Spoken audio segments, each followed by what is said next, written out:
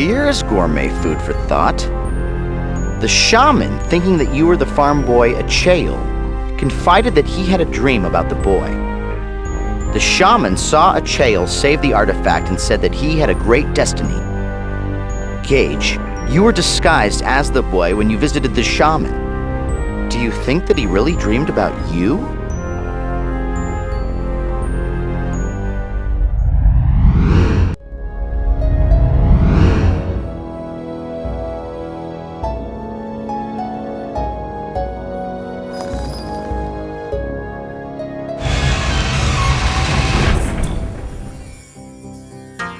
I think I understand the gimmick here. Once you give the object of salvation to a shrine, you are given a stone of enlightenment. You transcend the realm once you place the stone in the hands of the same colored Buddha inside the temple.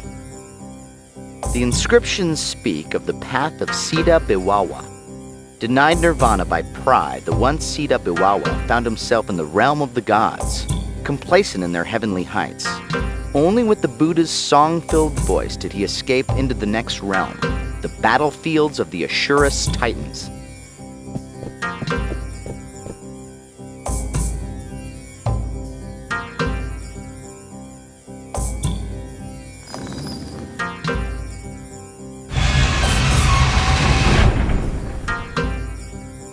The Titans know nothing more than to fight the gods for their glittering realm and fight amongst themselves. Biwawa found himself caught within the frenzy until he followed the light of Buddha's flaming sword. The Titans cowered before it as he escaped and entered the kingdom of animals.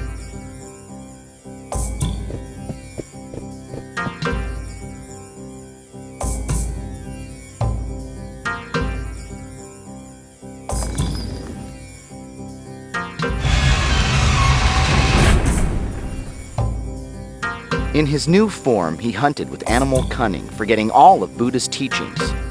But something inside him stirred when Buddha appeared before him with the Book of Knowledge, and he learned once more. He escaped, but found himself within the bowels of hell. Biwawa is an interesting name for a Siddha. It roughly means bad man. I suppose the name foreshadowed his ultimate indiscretion with pride.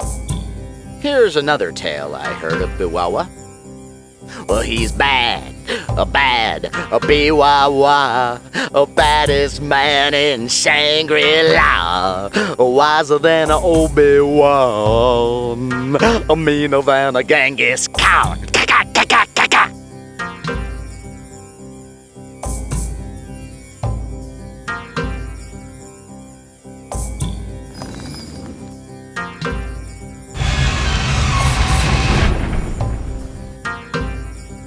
Biwawa heard the howls of the damned echoing the very hatred they were punished for.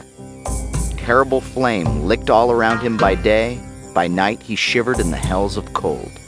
Then the Buddha showed him the purifying fire that cleansed his sin, sending him traveling again to the realm of Praetus.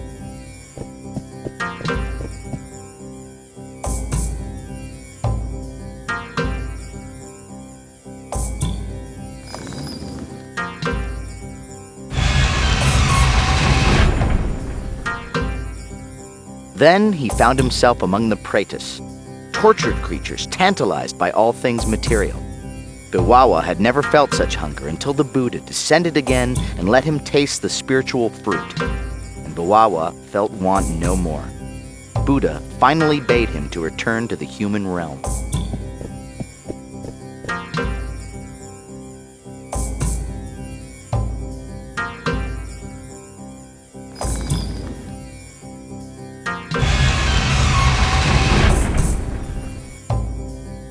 Humbly, Biwawa would have to begin the path anew to regain his former peace. He would need to overcome the vice of pride, the pride that made him think that he was better than others. So his atonement would only end by helping another. Then the Siddha could be again.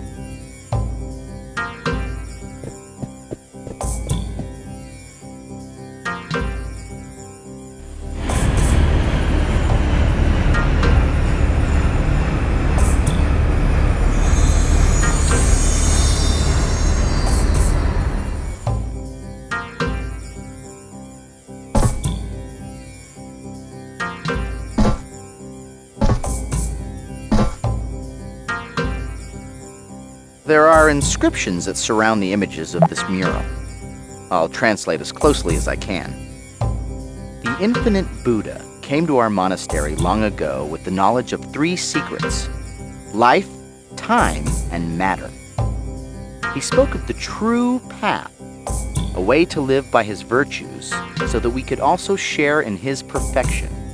And he taught the siddhas of matter, that everything in the universe was composed of one energy that could be perceived, understood, and controlled. From these writings, it's apparent that the Sosikwi entrusted the power of transmutation with the monks of this monastery. Perhaps the Sosikwi felt that these monks had the focus and the maturity to handle such power. The other 2 symbols represent time and life. The Sosikwi must have trusted the people of Atlantis and El Dorado with those powers for a purpose.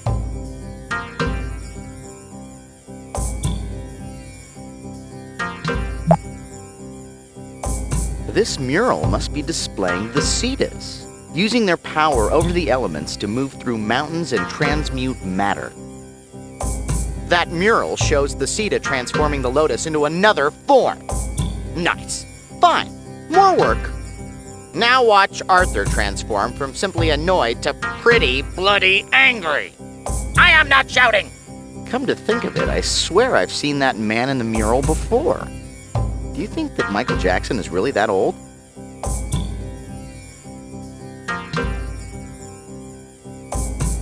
My instincts say that this lotus is the artifact we're looking for, but previous experience says that this thing should be pyramid-shaped. Wait, if this is the artifact we're looking for, shouldn't it be shaped like a pyramid? Shouldn't we have found it earlier? Shouldn't you have been smarter or taller or just plain better? And damn it, Gage, shouldn't we be married by now? I mean, people are starting to talk. Oh yeah, sorry, right. Anyway, the artifact is the wrong shape.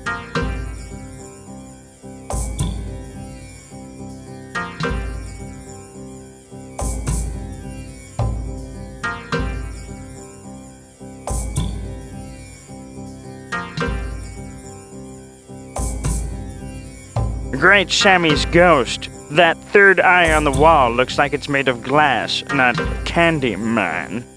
Almost as if it's a lens. Why don't you take a peek, cat? I can't stop talking like this.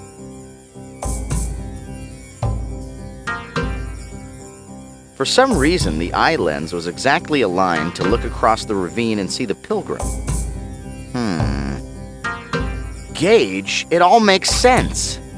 The pilgrim on the road is the siddha. He's finally returned to the human realm after escaping all the other realms. He must have the power to transform this lotus for us. Let's cross the ravine and ask him to help us. Oh, you already figured that out, huh? Sure, Gage.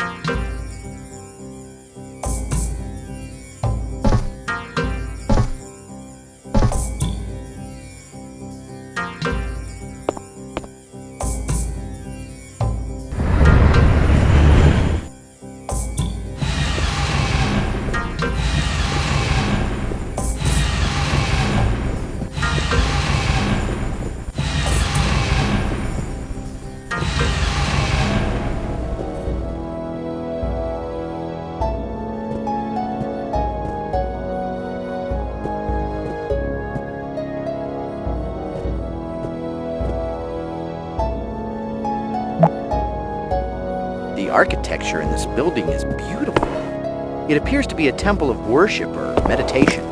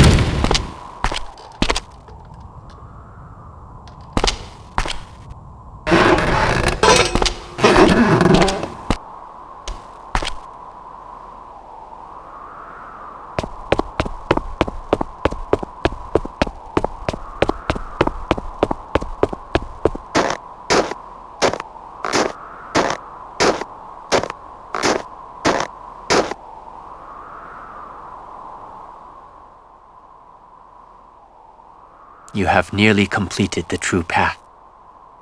Now, for the final step, you must shed all the trappings and illusions that surround you. I have finished the path. I have the artifact. Can you change it to the proper form? I cannot transform this into its final form until you finish the path. To finish the path, you must be true to yourself. To be true to yourself, you must be true to others. Shrouding oneself in illusions deludes others and leads you off the path.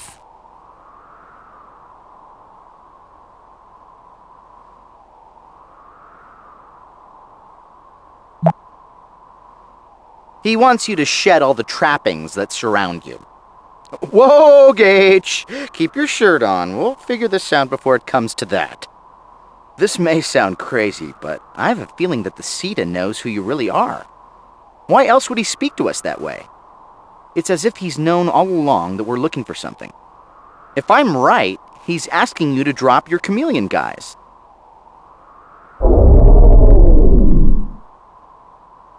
I've dropped my guise and have completed the path. Can you transform this for me? You have completed the path, traveler. You are indeed worthy.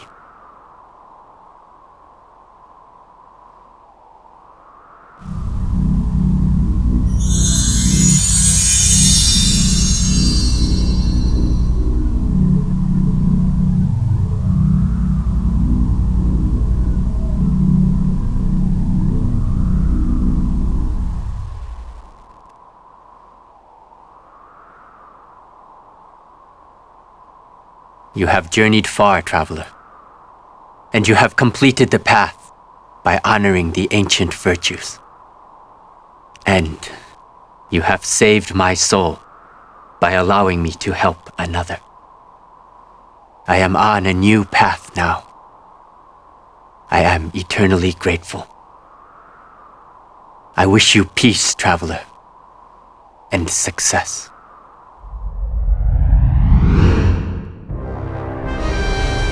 I have it! I found the third artifact.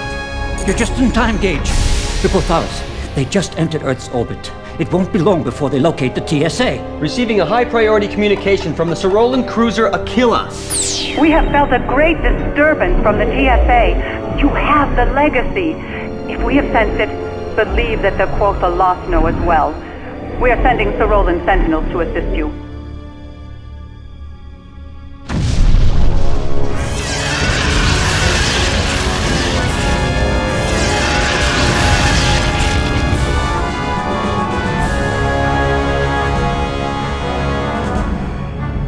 The Gothalas have breached the outer shielding. All security teams prepared to intercept. I say again, the Gothalas have breached the outer Gage? shielding. Before everything gets even more chaotic, I just wanted to say, well, be careful.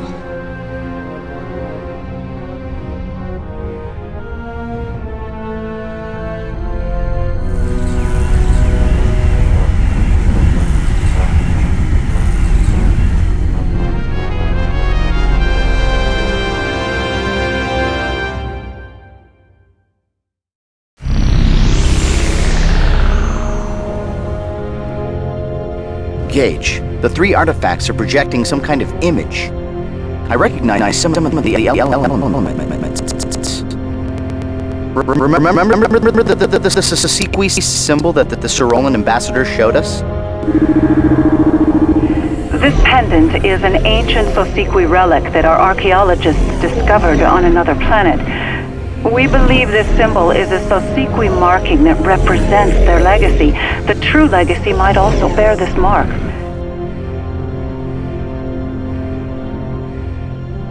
I think we need to create that symbol by manipulating these artifacts.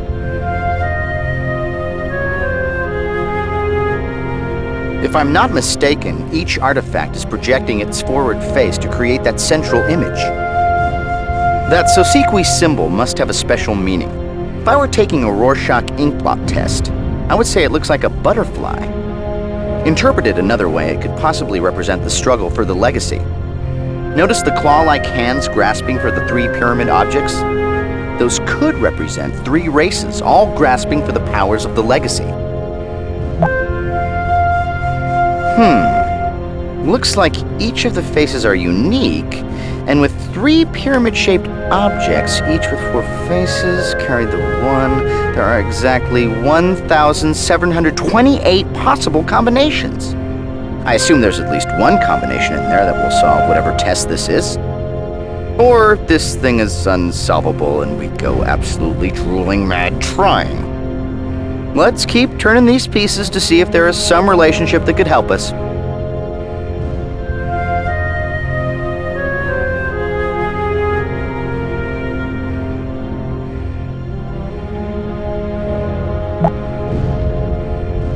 Now I understand how the image is being generated. The central image is a composite of all 3 artifact faces. It looks like the overlapping regions between any 2 pieces cancel each other out. Hang on, Gage. The face on the top artifact looks like it has a lot of elements. That looks like a correct piece. Let's keep that side facing us and concentrate on turning the other 2 artifacts.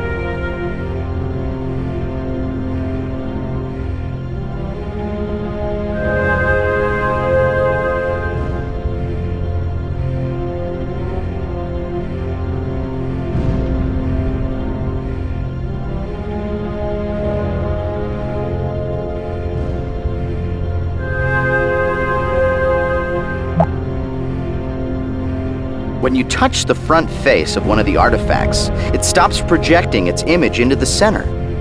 That could be extremely helpful. By turning off a piece, you can see how it affects the central image.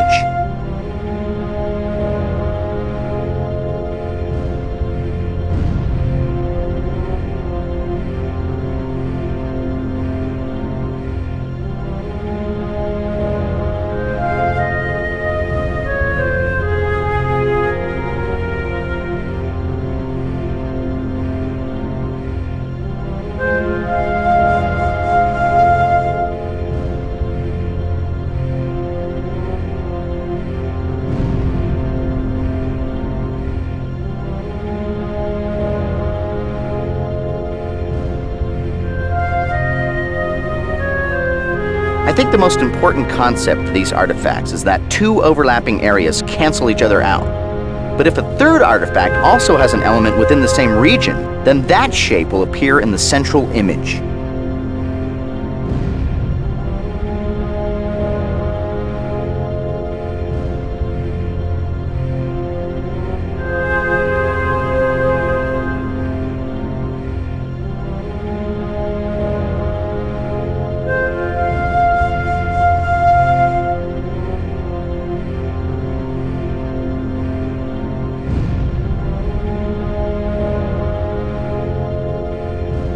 This alien technology is difficult, Gage, but let's not give up. I think we're pretty close. I'm sure our correct piece is part of the solution for this test. Our goal here is to create the Sosequi symbol, but the proper combination may not necessarily be direct. It may require you to take advantage of that region overlapping rule. We need to look at the pieces from a different angle. When 2 pieces overlap, they cancel out, but when there is a 3rd element in that same region, it appears in the center image. I believe the answer lies in that concept. Keep our correct piece facing us while manipulating the other sides. You want to look for pieces that overlap, but have the net result of projecting the proper symbol.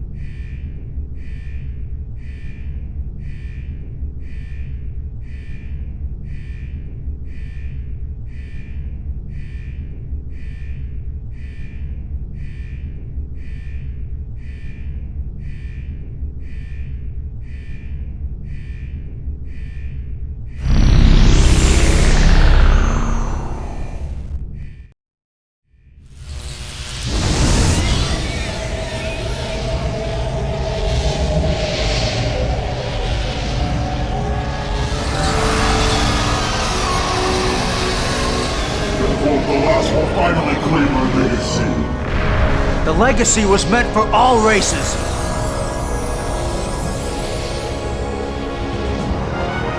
Agent Blackwood! Quickly, give us the legacy! The Corsolas will destroy us all if they claim it! The Roman killers have no right to our legacy. Can't you see the cycle is happening again? Your two races are battling each other over something that's supposed to bring peace. I won't let you turn this place into another battleground.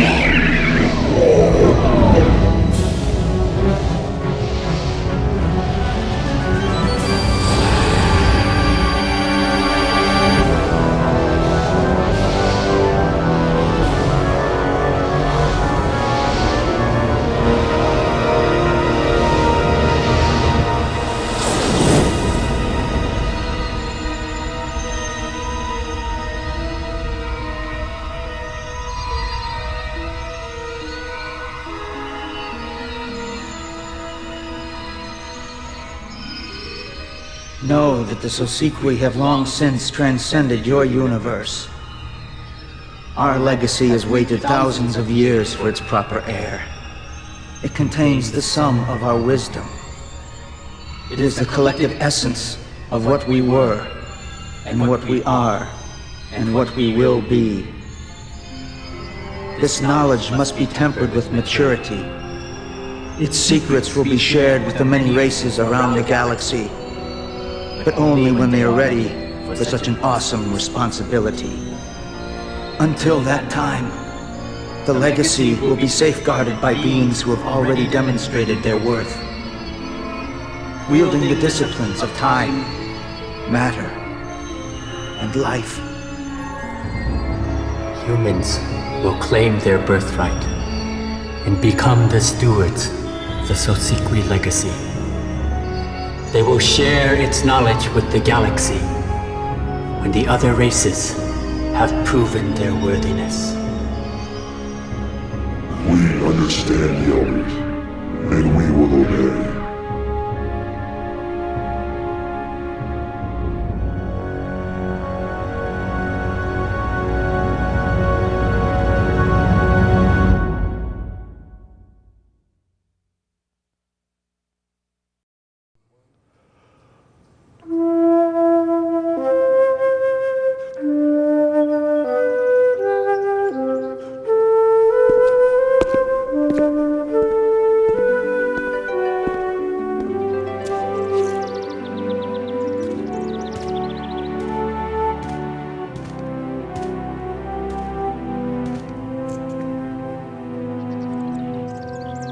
A great fate lurks in the future of humankind.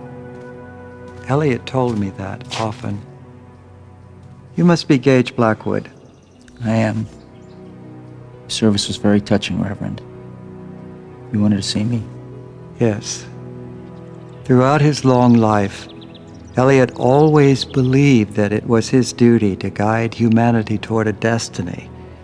But 10 years ago, when the Sorolans came to invite us into the symbiotry, he misjudged and insisted that they had come to conquer. Blinded by his zeal to protect Earth, he acted rashly. I was imprisoned on Vega Thalon, yes, I know. I put him there. Gage, when you came to see Elliot, prison had already eroded his faith in humanity and his will to live. But he asked me to tell you that you were not responsible for his death. A great time is coming in our history, he said, and he believed that you would help to usher it in. That thought comforted Elliot in his last moments. I want to thank you for coming, Gage. Thank you, Reverend.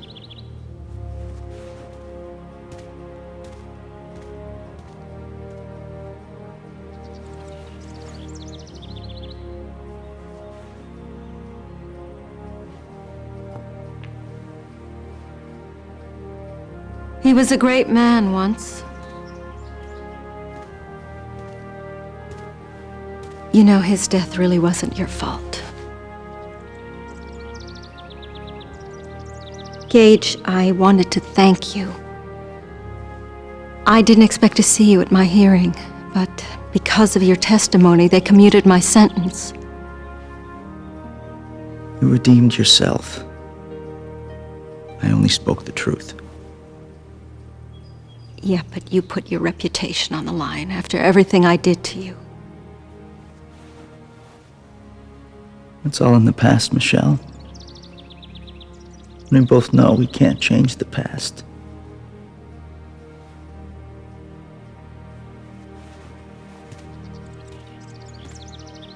Have you decided whether you're going to accept the Symbiotry's offer? No, I haven't. I told them I needed more time. Retirement's not your style, Gage.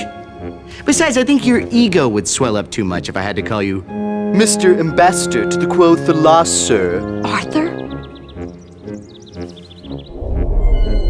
Remember, Commissioner Jack wanted you at the ceremony early. Why did I agree to that? Why? Because you saved the world again! All by yourself, with absolutely no help from your friends. All right, point taken. I won't forget to mention you. Oh, thank you, kind sir. And when will this magnanimous mention occur? After dessert or during the cab ride home? I couldn't have done anything without you. Even though Genghis Khan would make a big splash at our reception, I need to assume a more formal chameleon guise. Something macho. Gage, do we have time to jump back and meet Dick Clark? Who? Never mind. He'll probably be at the party.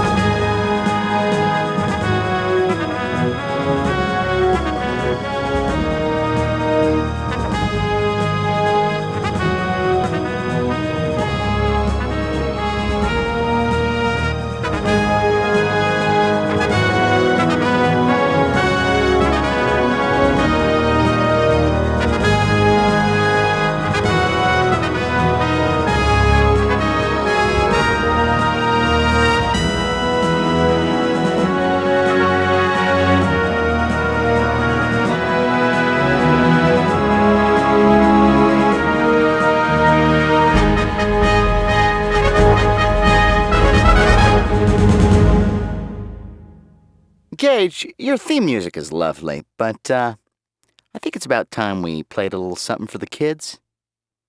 2, 3, 2, 3, 4. Dun dun dun dun dun dun dun dun dun dun dun dun dun dun dun dun. Arthur, dun dun dun. They called him Arthur, dun dun dun dun. He was an artificial intelligence that was cool. Arthur, dun dun dun. They called him Arthur, dun dun. They thought that his singing was annoying, but he was no fool.